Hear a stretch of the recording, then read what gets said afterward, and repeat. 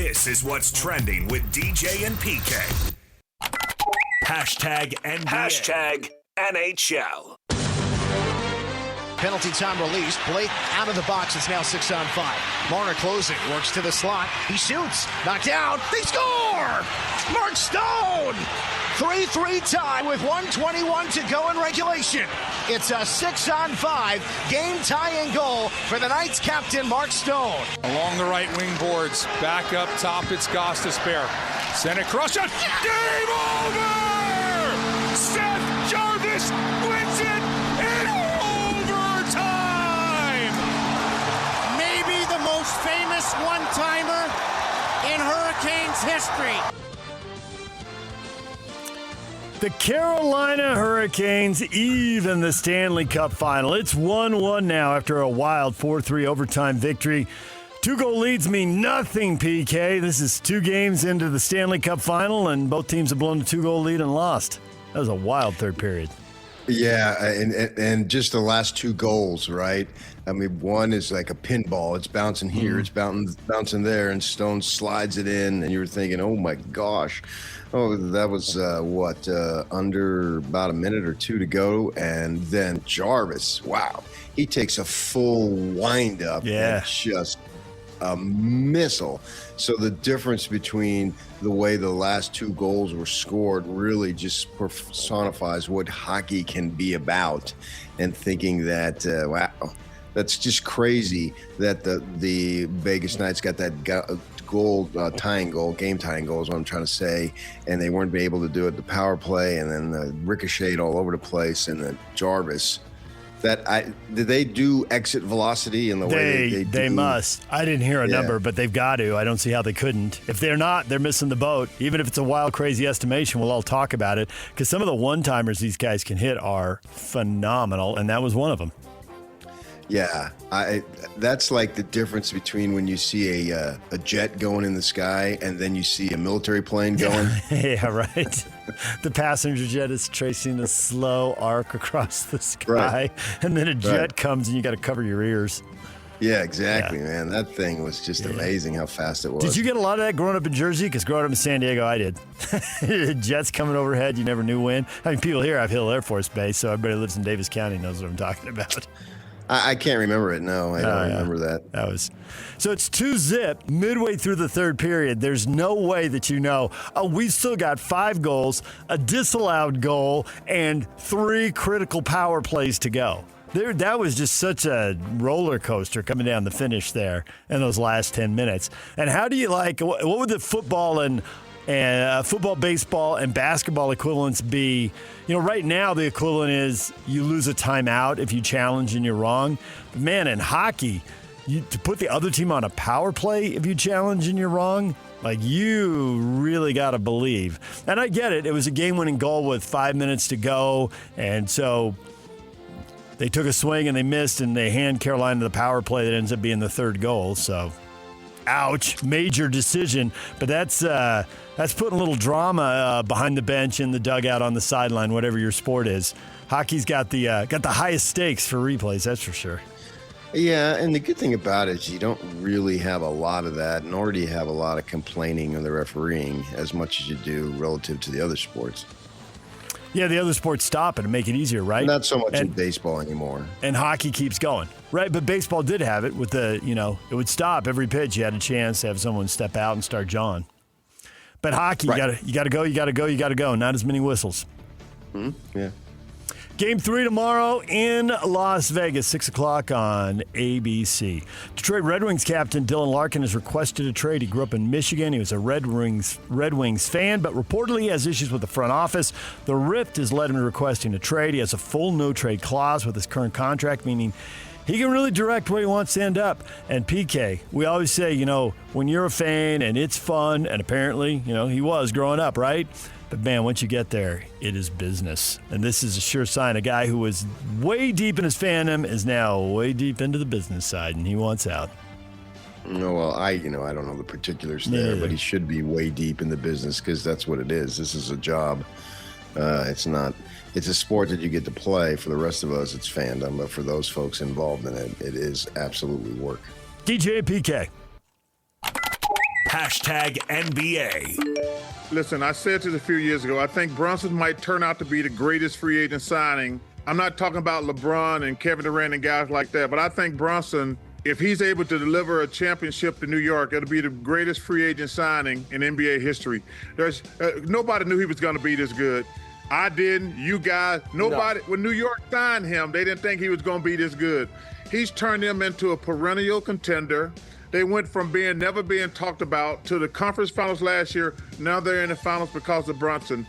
So if he's able to finish this journey, Mike, it would be the greatest free agent sign in NBA history. Okay, that is his classic Barkley there, winding up. But at the start, he's like, it'd be the greatest one. And then he starts listing other players, except for this. Hey, so in the end, it's like the fifth greatest signing. He didn't say Shaq. That was a pretty good get by the Lakers. That got them a three-peat. The part he's right about is the Brunson thing. I just saw a compilation of 10 national teams, and everybody was like, well, I mean, he's good, but geez, I don't know. That seems like a lot. That was the take from lots and lots of people. At the time? Yeah, at the time. So no, he's right about the nobody knew he was going to be that. Nobody knew he was going to be that good. He's the greatest ever, except for, and then he lists a couple. So. Well, you got to think about Matt Harpring too. See? Nice, good one. It is 3 straight 50-win seasons for the Knicks. It's a nice run here. Second round, conference final, NBA finals, progression. And now 3 games to go. Can they win game 2 tonight?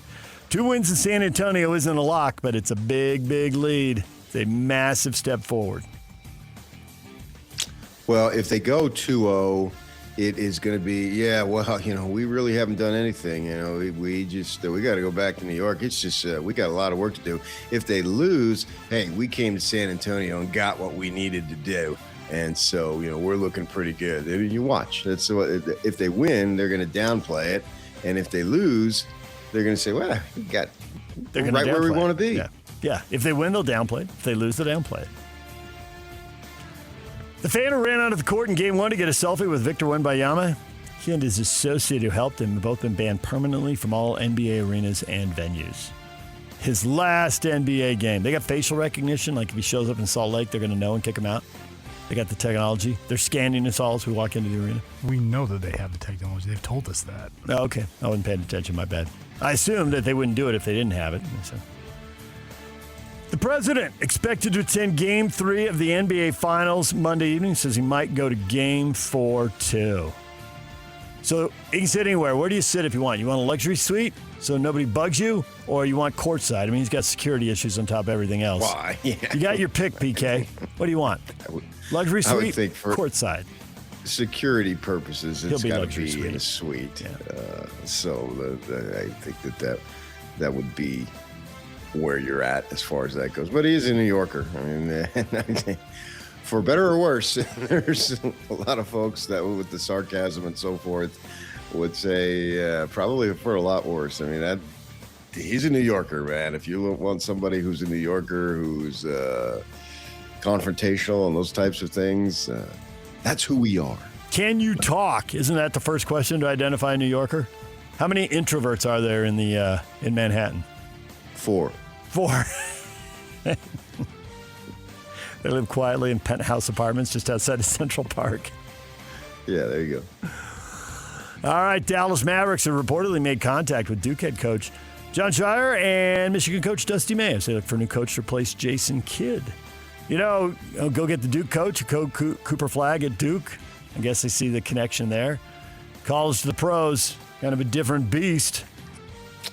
Well, not Kevin Young. I mean, come on. Yeah. I don't know that we talked about it, but his name has been linked to the Chicago Bulls, and obviously last year was linked to the Suns. I'm surprised that his name isn't linked to this one, because it seems like you get your name on track for something, and then it gets repeated over and over and over again. True story. If for no other reason, when they got to write a quick story and throw names in the hopper, what can I write in without being ridiculous, right? Yeah. When he does the roundtable thing, now that he's had a couple years and a couple off seasons, and I think he's spoken to this before, but just be interesting to hear him say it as he gets deeper into it. the lifestyle change. The season is so much shorter, and he's younger, and he's got younger kids. Actually, it was just they've got an infant, right? Yeah, because they just had another one. And, just the sheer number of the sheer amount of time, the number of days, the number of nights you get to spend at home, especially when you have young kids. I mean, for anybody, but when you have young kids, I just wonder how much more attractive college is than the pros. Yeah, I'd have to add that up to see what that actually means, because with recruiting, you've got to be gone a lot. Yes. But I think that load has been lightened. It has not been eliminated, but I think that load has been lightened by NIL. Sure, but I could also add that it's been increased with the number of foreign guys and the fact that you could be a 10-year pro practically. And we'll talk to Todd Phillips of UVU coming up here in less than an hour about that very thing. I mean, these guys are going all over the world. Well, how do they find them? Are they just doing it off of film and Zoom and that type of thing? Or are they going to Belgrade or wherever to witness these kids in person? I assume it's all three. And so the question for Todd Phillips is, how much is it of each?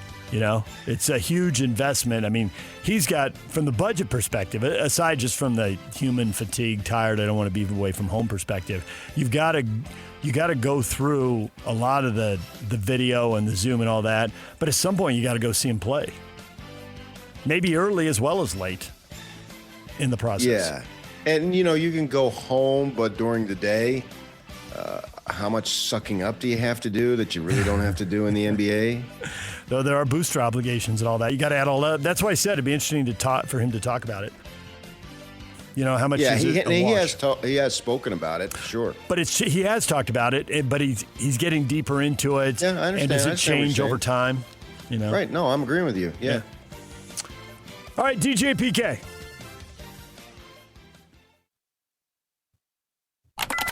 #NFL.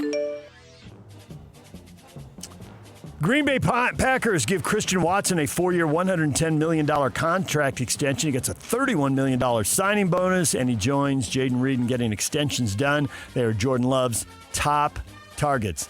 $31 million check. After you give half of that away to taxes, you still got to do something with, $15 million or so. It's a good day to be Christian Watson. It's all paying off. Yeah, I mean, it's incomprehensible. Yeah, right. Probably not for you, but for me it is. For me too. The Rams. A little bit. The Rams and newly acquired defensive end Myles Garrett agreed to a rework contract that will see him make at least $37 million this season. That's up from $31.5 million. The length of his contract has not changed from the 4-year deal he signed with Cleveland last offseason. And the trade with Cleveland worked for Garrett and includes a clause that if LA trades Garrett to an AFC North rival before 2029, the Rams would have to send to Cleveland a 2029 first-round draft pick instead of third. They'll have to upgrade it a couple rounds. Don't be dealing him back to the Ravens or the Steelers or the Bengals. Good decision there, Cleveland. Cover yourself. You don't have to see him twice a year. That's a problem. 29? Yep. Yeah, I guess we're 3 years away. You wonder if those folks who are making these decisions now will even be in those positions. Yeah. And how beat up will he be by how many more collisions and all that? So, yeah, I can see why they did that. That makes sense. And I assume the Rams, by putting some money this year, cleared up some money in a future year as they plan ahead, plot ahead. So, DJ and PK. #college football. The Virginia Tech Hokies receive a historic $75 million donation, with the majority directed towards athletics. The school announced the donation was made by an anonymous fourth-generation Virginia Tech family, and the donation includes unrestricted funds to be used at the discretion of the athletic directors and additional support through Hokie Ventures, a nonprofit corporation approved earlier this week as a way for Virginia Tech to support revenue generation and strategic investment. A lot of it will be directed to football. Now, $75 million sounds like a lot of money, PK, because it is a lot of money. But with reports yesterday that Notre Dame spending $40 million on a budget, to think you could blow through this in 2 years? Have you ever been more right than when you asked, at what point does the fatigue set in? You got to write these checks every year. I mean, $75 million, that, we can all agree, that's an enormous donation. And yet, these budgets, $20 million, $30 million, $40 million. I mean, Kyle Whittingham said they're gonna grow every year exponentially. It's happening. 75 is a lot, and yet you can blow through it in 2 years. That sounds outrageous. Maybe invest it to have it continue to be, what do they call that? Compounding? Yeah, that's a financial term, but like an endowment type thing. Oh, I think is the word I was looking for. I know it's anonymous, but I can tell you that Jake Scott's father is a Virginia Tech graduate. So just saying. Just saying. Jake's getting his allowance cut. 70.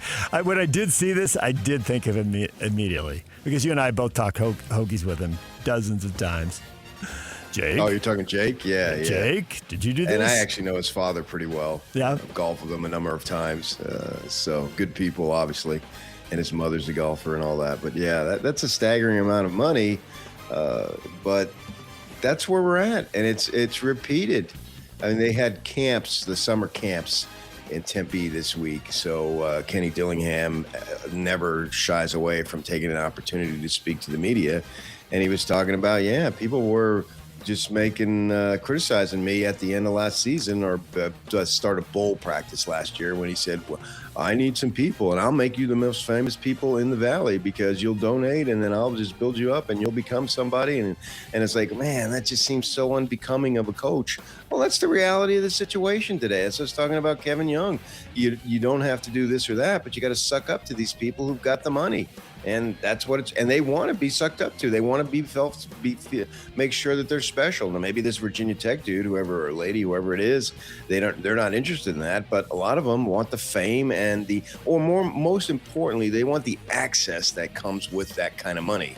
It's like what Travis Hansen told us the story when Ryan Smith was interested in buying partial ownership of the Suns, and he was going to give $100 million or something. And he asked Sarver, "What does that get me?" And he said, "Good courtside seats." And that wasn't good enough. No, it's not good enough. I agree. And the access, I mean, there's so many access points, right? It can be eating meals with management. It could be going to practices. It could be where you sit during the game, access to the locker room. I mean, you probably drop a list of 10 or 15 things that you could get. Traveling with the team on road trips. What do you want? I saw, this is something that I've actually witnessed when they go bring it in at the end of football practice and they gather around. Gets to bring it in. You will get to bring it in. You're standing right there as the coach is standing, everyone's taking a knee in sort of a horseshoe, and there's the coach, and you're right there. I mean, I've witnessed this many times. So that's stuff that they want. And that's basically, that's what they're buying with the money.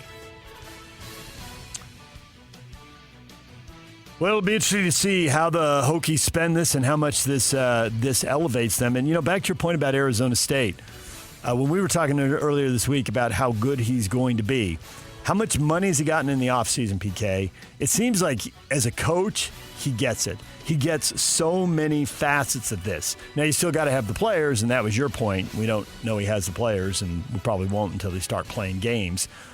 But don't you feel better when you have a guy who seems to get it? Because you've come in and talked to me both on the air and off about ASU coaches when they don't get something. There's a blind spot. And you've seen them, and you've probably heard from people down there who've seen them up close. But we're not hearing any blind spots with this guy, are we? Well, he's a younger guy, and so you're coming up in this very system, so you really don't know anything else, essentially, as a head coach. He's been an assistant for a while. Obviously, he's still only 36 years old. But there's going to be a limit. When they signed Randy Bennett, he said money? That there's only so much, and he said that so much available for them. I don't know that they're going to be able to be a top dog. They're just looking to be competitive and give the fans some fun during the season. If they can do that and consistently do that, that's an achievement, because that hasn't been done in 50 years, 40 years, whatever it is.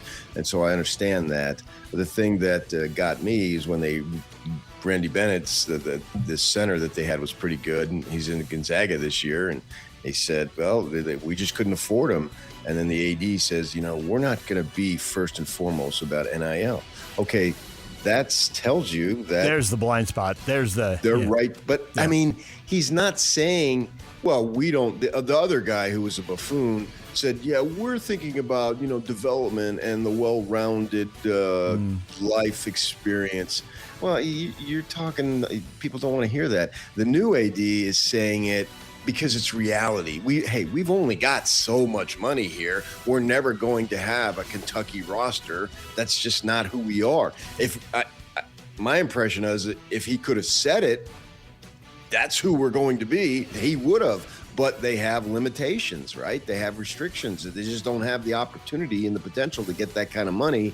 So I understand that, and that's why then maybe they'll get a tournament team here and there or what have you. You got to be realistic about what you got, and that's what I'm saying yesterday. No matter what rules you put in, the real top dogs win at all costs. They're still going to win at all costs. DJ and PK. Hashtag Major League Baseball. Here's the 1-0. Swings. It's a high fly ball out to center. Churio on the move going back. He's at the warning track. He leaps, and it is a grand slam. The first pitch swung on. That is hit high and deep down the left field line towards the corner. Goodbye. A second deck shot for Cattell. It's a walk-off blast, and the Diamondbacks win the finale by a final score of 3-2. Cattell Marte getting all of that one. 431 foot. A rocket. And the Diamondbacks beat the Dodgers 3-2. Slightly in all of that home run, PK? Yeah, Marte, I mean, they give a Silver Slugger out for each position, the 8 positions, and he usually wins that at second base. He's been a very good player for a number of years. And yeah, he stood there and admired it and was actually looking at the dugout as the ball was in his own dugout, not the Dodger dugout, because that was a shot. That was just he got all that puppy. There's no doubt about it. And so they managed to win. They had a situation where there was I don't know if you saw it, but it was pretty nasty. It's a collision at first base? Yeah, they need to put in that extra bag that's in foul territory because the ball was right down the line. The pitcher he just stood there as a bystander, and so that means first baseman, Vargas is his name, had to go run right at, because it was right down the line. The pitcher thought he must have thought it was foul. It was a late break for him off the mound. Yeah, and a late break is essentially no break because you're not going to get there. Well, he gets in the video. He's clearly 2 or 3 steps away. But it's no break. That's way too far. You got to get there on time. Yeah, that's way too far away. He's way late. And Muncy, I think a lot of people know third base. He's been third base for Dodgers for a good while now. He's running, and they just run right into each other. It's like a head-on collision. Yep, both guys going full speed, and that was nasty. And the 2 bags would have given them each a bag to run at, and they could have run past each other. Instead, it looked like, well, I don't know that either guy felt very good after this, but it looked like Muncy braced himself a little better and got his arms up. Oh, plus he's bigger. Yeah. And Vargas got hit in the shoulder, and so his right shoulder's still going forward, and the left shoulder's spinning around. And he's flopping on his back. It looked bad for him. Yeah. The ball went flying. They're talking about concussion, which that's a week or two, and leads you to injury. And the big story baseball is Aaron Judge with his injury. Yeah, Aaron Judge has a stress fracture in his ribs. He'll be out indefinitely. He'll undergo imaging in 4 to 6 weeks. So he's gone 4 to 6 weeks, which puts that right around the All-Star break. And so it seems like what we'll get is around the All-Star break. Then they'll say, okay, now you're so far out, whatever it is, another 2 weeks, another month, whatever. Well, I was reading stuff that this is very difficult to come back from, to be the same player, even when you do, or if you do come back. And I'm not going to go crazy on this and say it's career ending, but it's obviously serious. Yeah. Texas Longhorns beat the Texas Tech Red Raiders in the Women's College World Series National Championship Series. Best 2 out of 3. They win the first 2 games, 4-1. A big error opened the door there for Texas to get on the board and take the lead, and they beat Texas Tech for the second straight year. So the SEC gets another title, and now we'll shift to baseball with the Super Regionals this weekend as they proceed on their way to Omaha. Yeah, a lot of money spent for Texas Tech to come in second. Yep.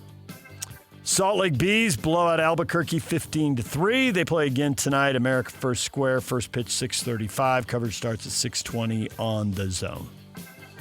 What is trending? Brought to you by Shamrock Plumbing. There's no job too big or too small. Get the personal touch with Shamrock Plumbing. All right, PK mentioned Todd Phillips is coming up at 8 o'clock. David Locke, radio voice of the Utah Jazz at 8:30. The question of the day is next. Stay with us. 3, 2, 1. This is Scotty G and Coach Tim LeCoe. Look, private equity doesn't like to add costs. They like to limit costs because they have a bottom line that they have to hit. I just hate when you've got somebody who has been working in the marketing department forever or who's been a sports information director forever, and they're doing their job and they're busting their butt and they're trying to tell good stories, and those are the guys that are going to get affected. And to me, it's just a direct response to BYU having all the money they need at their disposal, a built-in way to fund the program. There's nothing about this deal that screams win to me. I don't like the feeling of it. You know, Matt Hayes summed it up best at the end of his article. He said, this is the same Utah Athletic Department that wanted so badly to push out football coach Kyle Whittingham at the end of a 10-win season, but was willing to pay him $13.5 million over the next 2 years to do so. Catch Scotty G and Coach weekdays from 10 to 2. Presented by Mountain Land Supply on 97.5, the KSL Sports Zone. Hey there, it's Wayfair here, where delivery and setup are as easy as a few taps on your phone. You're relaxing in an old hammock, scrolling Wayfair's app, when you spot it, a brand new patio set. Next thing you know, Wayfair delivers it right to your patio and sets it up. Oh, you need a new grill too? All right, Wayfair's got you covered. With Wayfair's Room of Choice delivery and fast expert setup on qualifying orders, life gets a little easier. Visit wayfair.com or the Wayfair app. Wayfair, every style, every home. KSL Sports Zone and Beehive Meals are honoring people that impact youth sports in our communities. Nominate the youth sports volunteer you know for the Beehive Meals Hero of the Week at KSLSports.com/contest and listen every Thursday afternoon to Jake and Ben for the winner. It's the Beehive Meals Hero of the Week. Question of the morning. Austin Ainge says the Jazz do not have a general consensus of opinion on the player to draft with the number 2 pick. Sound about right with 3 weeks to go. Bum, bum, bum. Or smokescreen. Not telling the rest of the NBA what I'm thinking. Well. Have you ever finished a project 3 weeks in advance of the due date? Or do you mess around with it and tinker with it? It's not done. It could be done, but it's not done because it doesn't have to be done, so you keep tinkering with the project.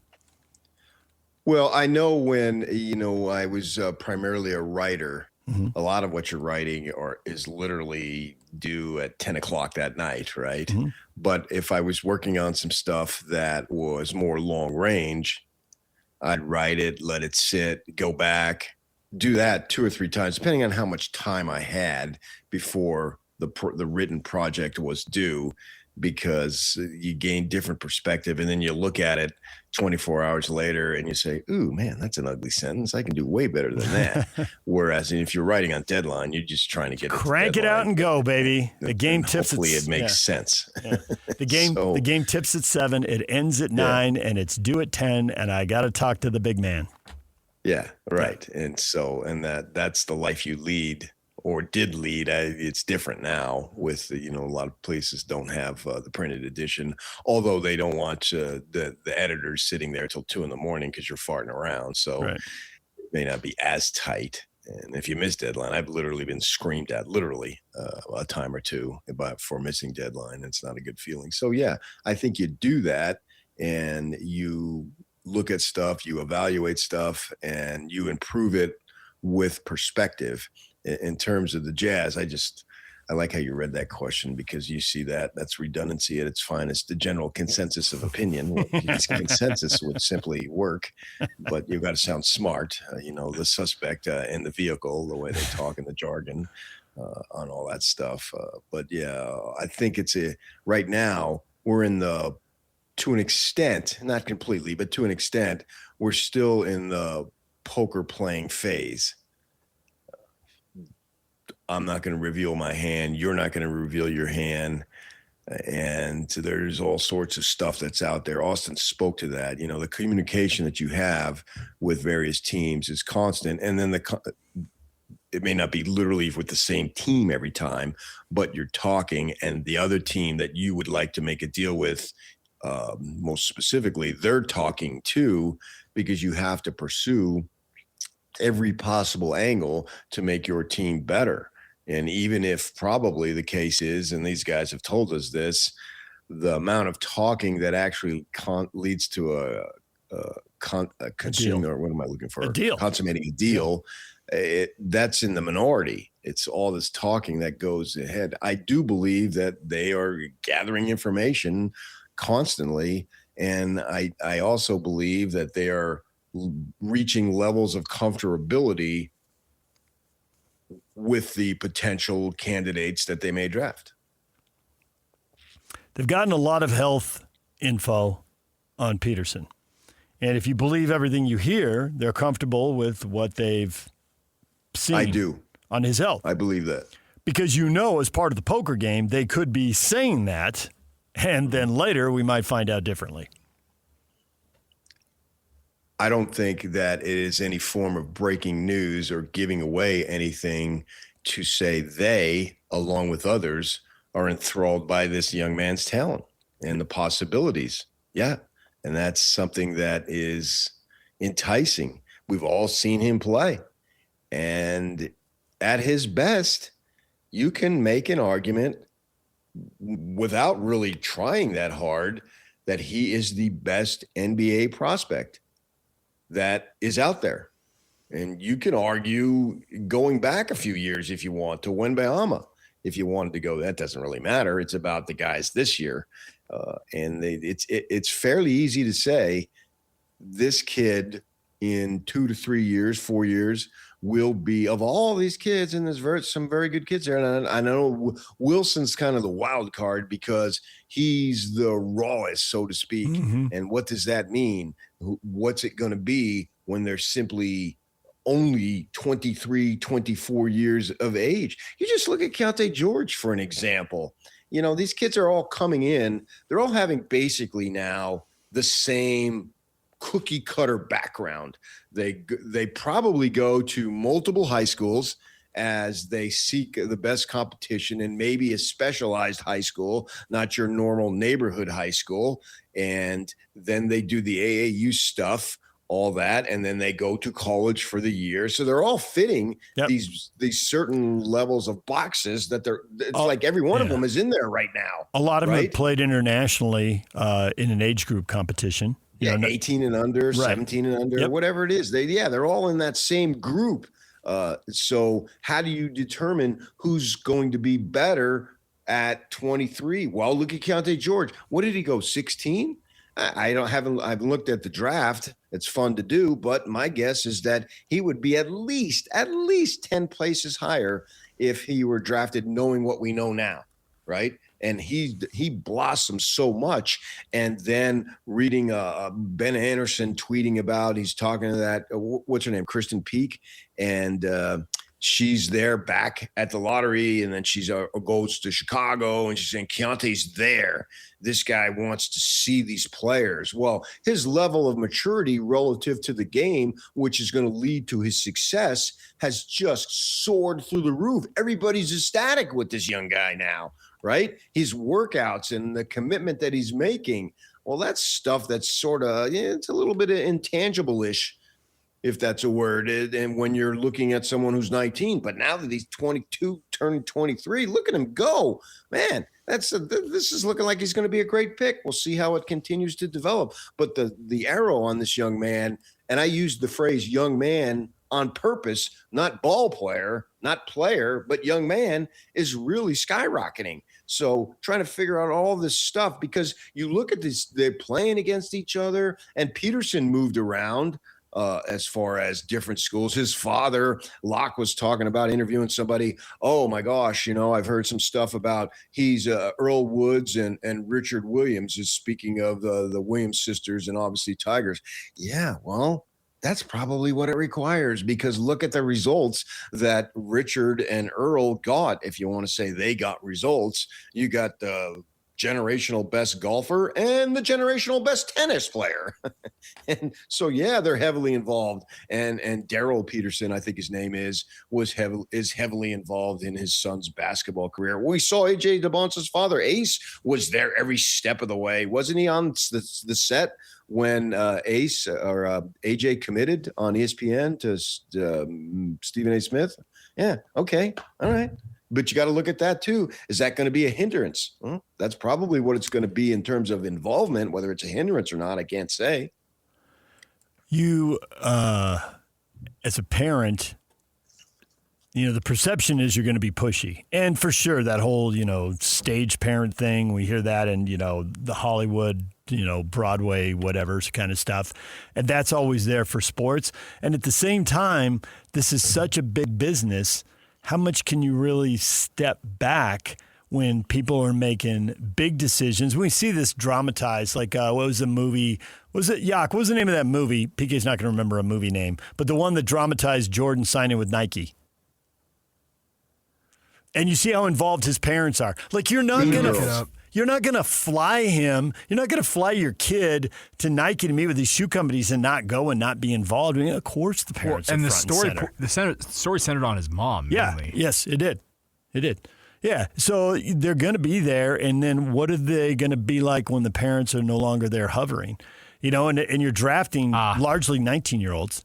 Air? Okay, yeah. The movie Air, you can see it. They're drafting 19-year-olds. Of course, the parents are super involved when the kids are 15, 16, 17, 18. And of course, that level of involvement isn't going to be appropriate at 22, 24, 26, 28. And what direction are the kids going to go? It's a little like letting an air out of a balloon. It goes zooming around. I mean, the arrow could go straight up. You could be Jalen Brunson. We'll get to that. Of a guy who's just constantly improved and gotten better. And then, man, PK, how long a list could we drop of guys who've gone sideways or gone backwards? Right? But you don't have that moderating influence of there's the parent hovering, guiding things. The way it's just going to be different at 25 and 15. Or they do, and it doesn't work. John Morant comes to mind. Yeah, you're right. Yeah, the parents who keep hovering, that's going to be a problem. I'll never forget watching Pete Sampras at the end of his career, and they showed his parents who were watching him play in person at Wimbledon for the first time. They didn't want to hover. They didn't even go to Wimbledon and sit in the 20th row and stay in their own hotel and not talk to him. I think I would at least do that. Can you imagine if you did the NBA Finals or the Stanley Cup Final we're in now, or the Women's U.S. Open? Pretty sure I'd be somewhere in person. Might not be in the front row, but I can't imagine just sitting home in another continent watching. Yeah, that doesn't seem likely. Tom Brady's father. And a lot of them, they were their coaches. Yeah. They coached a high school team. Brett Favre's dad, right? Yeah. The list goes on as far as that goes. So you got all these things going on there. And Austin Ainge not revealing his hand is probably the smart thing to do.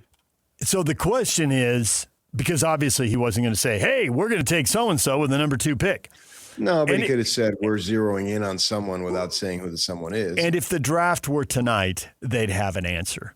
But because they don't have to have an answer, they don't have to have one now, they can mull it over. Although it would be interesting to know if everybody wrote on a piece of paper today, here's who I would pick if I were calling the shots, and here's who I think the organization is going to take, then in 3 weeks when it really happens, how right are people right now? Because they don't have to be done. They get to keep talking about it. They get to keep checking more and more sources and double checking and cross checking and all that. But is the answer really going to change? And they can all say this isn't our final answer because it doesn't have to be, even though they might have a pretty good idea. I think final answer is equal to right now final deal on the table. Whether it's moving up or whether it's moving down, right? And so they can have if they want to move up, they've got to initiate a deal, right?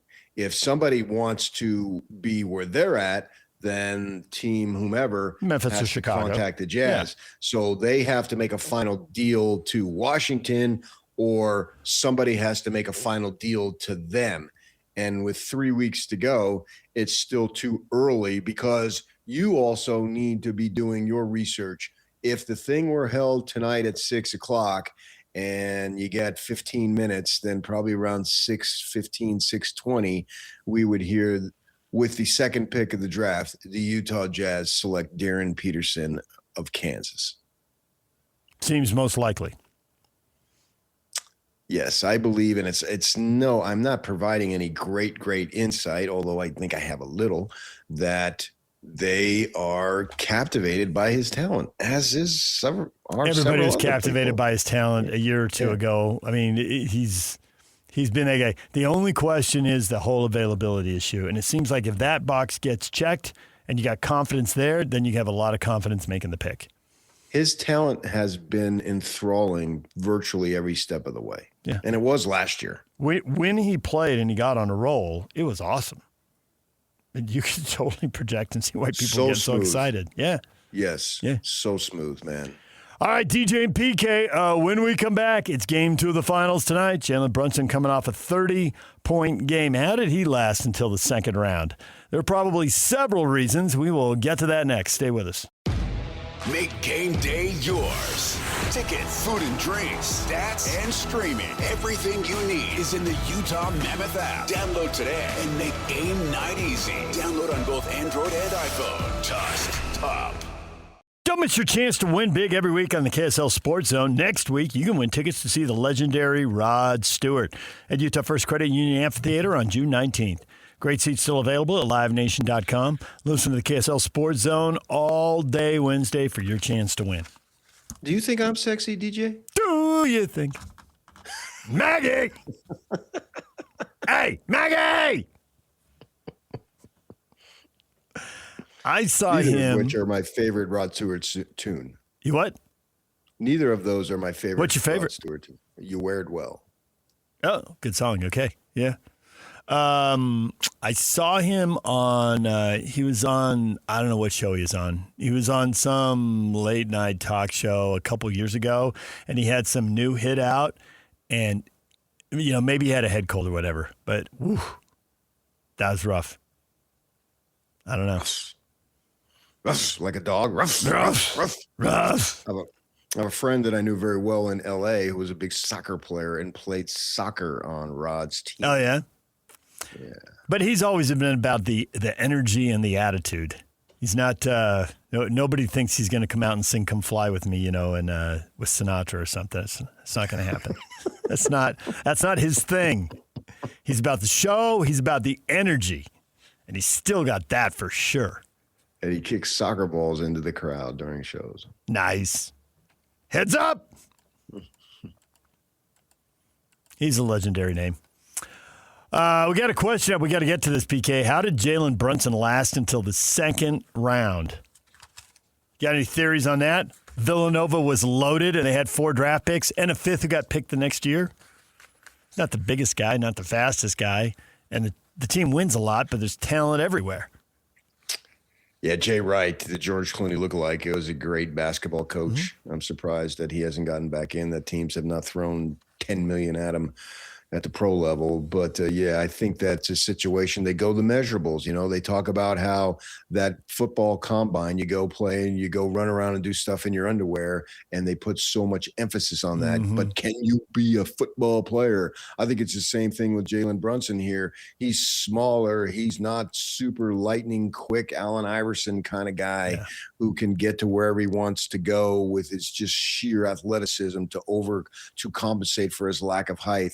That's not Jalen Brunson. You don't see him with these big dunks. He's not even entering a dunk contest. Not even sure if he can dunk. Who cares? I know. It's he can play ball. That's the thing that matters. Stockton might have had that same type of thing. And plus Stockton was over there at Gonzaga, which wasn't near what Gonzaga is now. Well, you can't say that about Brunson. He was at Villanova, which was, and maybe we'll get back, but at the time certainly was a premier basketball college program. And yet there were still some doubters. This is a great, great story by this man to overcome so many people who didn't believe in him. And it's clear that's the case. And here we are now. He's a premier player. Yeah. And a lot of it, maybe he just wasn't that good then. And he's a guy who's constantly improved. He certainly got more opportunities since he moved to Dallas, New York. The stats go way up. He gets the ball in his hands more. But you can see the improvement in the numbers. And even so, you could say he's still underestimated. He's never been All-NBA first team. He's been second team, and a couple times, I think he's 3 times now. And like twice they give out the voting. He's been like literally the 10th guy, the last guy on the second team. But he's playing a little bigger now. I mean, being the 10th best player in the league is not too bad, but I think maybe clearly he's improved, but I also think he's improved his knowledge of where I fit in and what I need and how I can do it to be successful, which you could understand would be more of a mystery when you're in your first or second year type thing. Todd Phillips, UVU men's basketball coach. What's it really like out there in the college basketball world? Todd has been willing to pull the curtain back and tell us some great stories. He's going to join us next, David Locke, at 8:30, and we'll definitely run the Jalen Brunson question past David. Stay with us right here on The Zone. Insurance isn't one size fits all, and shopping for it shouldn't feel like squeezing into something that just doesn't fit. That's why drivers have enjoyed Progressive's Name Your Price tool for years. With the Name Your Price tool, you tell them what you want to pay, and they show you options that fit your budget. Enough hunting for discounts, trying to calculate rates, and tinkering with coverages. Maybe you're picking out your very first policy, or maybe you're just looking for something that works better for you and your family. Either way, they make it simple to see your options. No guesswork, no surprises. Ready to see how easy and fun shopping for car insurance can be? Visit Progressive.com and give the Name Your Price tool a try. Take the stress out of shopping and find coverage that fits your life on your terms. Progressive Casualty Insurance Company and Affiliates. Price and coverage match limited by state law.